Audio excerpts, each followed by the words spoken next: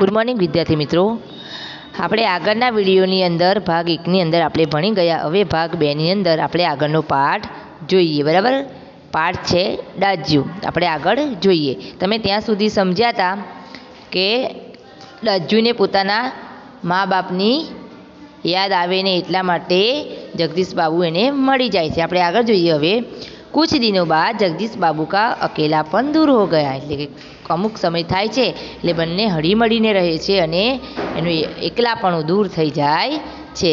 उन्हें अब चौक कैफे की नहीं सारा शहर अपनेपन के रंग में रंगा हुआ सा लगने लगा है. परंतु जब अब उन्हें ही बार बार दाजू कहलाना अच्छा नहीं लगता और वह मदन था कि दूसरी टेबल से भी दाजू मदन. બરાબર, એટલે કે એવું કહે છે કે ગમે તેટલા જગદીશ બાબુ જે અકેલું પણ એમનું દૂર થઈ ગયું, પછી એમને અમુક સમય થાય છે એટલે જે મદન ઘડીએ પડી એમને ડાજ્યું કહે તો એ એમને પસંદ પડતું હતું નહીં. એટલે તે કહે છે અને બીજા ટેબલ પર હોય તો એ બૂમ મારતો કે ડાજ્યું તમારે કાંઈ જોઈએ છે. અને પછી આગળ મદન ઈધર આવો, આયા દાજ્યું, એ તરત બૂમ પાડે એટલે કે હા આયા દાજ્યું. કોઈ બી પ્રશ્ન કંઈ પણ કામથી એને બોલાવે તો તરત એને કહે હા આવું છું, એમ તરત જ કહી દેતો. दाजू शब्द की आवृत्ति पर जगदीश बाबू के मध्यमावर्गीय संस्कार जाग उठे. अपनव्य की पतली डोरी अहम की तीज धार के आगे ना टिक सकी. दाजू चाय लाऊं, તરત જ કહે છે કે દાજ્યું તમારે ચા જોઈએ છે, એવું પૂછે છે. ચાય નહીં, લેકિન યહ દાજ્યું ક્યાં ચિલ્લાતે રહેતે હો દિન રાત, કે તું સવારે હું આવું કે રાતે આવું તો પણ તું મને દાજ્યું કહીને બોલાવે છે, એ મને પસંદ પડતું નથી. એ ગુસ્સાથી એને જવાબ આપે છે. કિસી કી પ્રેસ્ટીજનો મતલબ અહીંયા ઇંગ્લિશ શબ્દ છે પ્રેસ્ટીજ એટલે કે ઇજ્જત, કે મારી ઇજ્જતનો તું ખ્યાલ રાખે એવું કહે છે કે પ્રેસ્ટીજ કા ખ્યાલ ભી નહીં હૈ તુમ્हें. એટલે મદનને એકદમ ગુસ્સાથી બોલે છે કે તું મારી ઇજ્જત તો મારી સાચવે, મારી ઇજ્જતનો તું ખ્યાલ રાખ. जगदीश बाबू का मुंह क्रोध के कारण तन्मय गया. शब्दों पर अधिकार नहीं रह सका. मदन प्रेस्टीज का अर्थ समझ सके या नहीं ये भी भेद ध्यान नहीं रखा कि मदन भी समझा है कि सभी कुछ समय સમજ ગયા હતા. એટલે કે હવે એને ખબર પડી ગઈ હતી કે હવે જગદીશ બાબુ જે છે મારી જોડે સારી રીતે વર્તન કરતા નથી અને એને દાજ્યું એટલે કે મોટાભાઈ કહીને બોલાવતો હતો, એ જગદીશ બાબુને પસંદ હતું નહીં. આગળ જોઈએ કે મદન કો જગદીશ બાબુ કે વ્યવહાર સે ગહેરી ચોટ લગી. જગદીશ બાબુ કહે છે એટલે એને ખૂબ ચોટ લાગે છે કે ખૂબ દુઃખ થાય છે.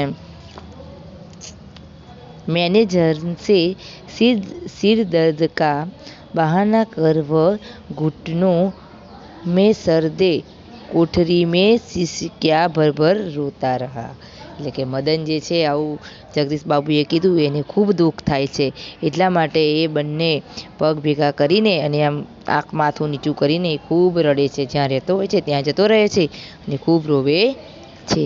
ઘર ગાંવ સે दूर ऐसी परिस्थिति में मदन का जगदीश बाबू के प्रति आत्मनियता प्रदर्शन स्वाभाविक थी था. બરાબર, એટલે એને એવું બાનું કાઢે છે કે મને માથું દુખે છે, ત્યાંથી એ તરત રજા લઈને અને ખૂબ રડે છે અને એને જગદીશ બાબુ જોડે ખૂબ પ્રેમ થઈ ગયો હતો. મોટા ભાઈનો દરજ્જો કોણ આપે, એમ તો કોઈ આપી ના શકે. એટલે જગદીશ બાબુને આત્મીયતા બરાબર એની અંદર આવી ગઈ હતી. इसी कारण आज प्रवासी जीवन में पहली बार उसे लगा कि जैसे किसी ने उसे ईजा की गोद से, बराबर ईजा एनी माता છે કે એના મમ્મીની ગોદમાં હોય, बाबा की बाहों में और दीदी के आंचल की छाँव में बलपूर्वक खींच लिया हो. એટલે કે એનો એટલો બધો પ્રેમ એમનાથી મળતો હતો એની જાતે, પણ એ બધું દૂર થઈ રહ્યું હતું એવું એને દેખાઈ રહ્યું હતું. પરંતુ ભાવુકતા સ્થાયી नहीं होता. रो लेने पर अंतर की घुमटिया वेदना की आंखों की राह बाहर निकल लेने पर मनुष्य जो भी निश्चय करता है वे भावुक क्षणों में की अपेक्षा अधिक विवेकपूर्ण होती. આપણે કોકની જોડે અપેક્ષા રાખીએ પણ આપણને એટલું સામે ના મળે તો આપણને ખૂબ દુઃખ થતું હોય છે. મદન પૂર્વવર્તન કામ કરને લગા.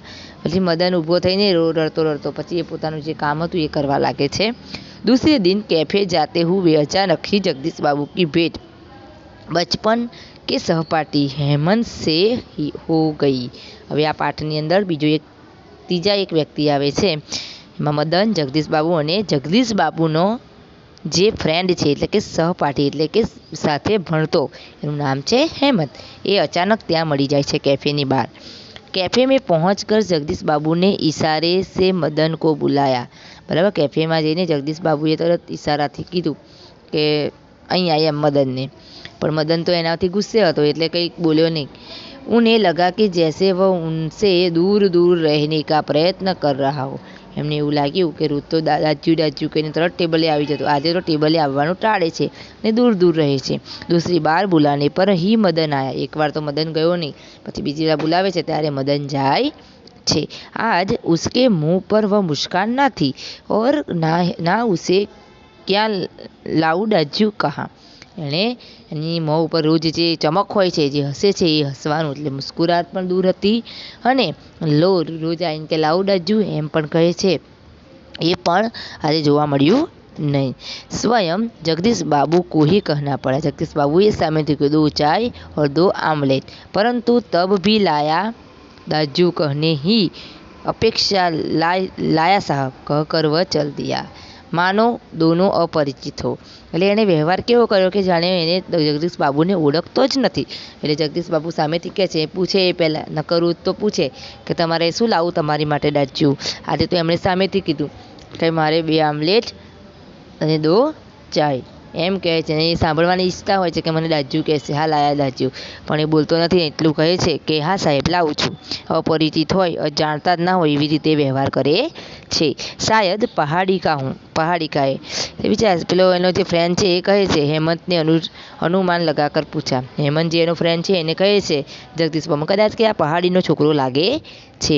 हाँ, रूखा सा उत्तर दे दिया जगदीश बाबू ने और वार्तालाप का विषय ही बदल दिया।